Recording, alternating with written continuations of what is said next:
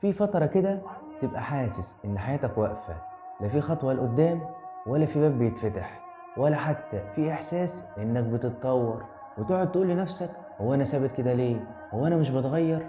هو أنا ما حسيتش بأي حاجة جديدة بقالي كتير؟ بس المضحك في الموضوع إن أكتر تغيراتنا بتحصل جوه وإحنا مش واخدين بالنا.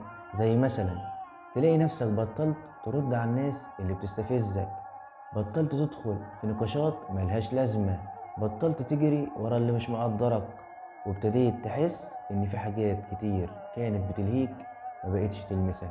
إحساس الركود ده أوقات كتير بيبقى علامة إن ربنا بينقلك من مرحلة لمرحلة، بس النقل اللي جوه دايما بيجي قبل النقل اللي بره. انت مش ثابت، انت بتتبني، بتتعالج، بتتشكل، بتتجهز لحاجة ما كانتش هتنفع تجيلك وانت بنسختك القديمة. امشي على مهلك، ما كانش مطلوب منك تجري، المطلوب منك تفهم ان الهدوء اللي انت مش فاهمه ده ربنا بيشتغل عليك من جوه قبل ما يغير اي حاجة حواليك. وهيجي اليوم اللي تبص فيه ورا وتقول انا ما كنتش واقف، انا كنت بتكون.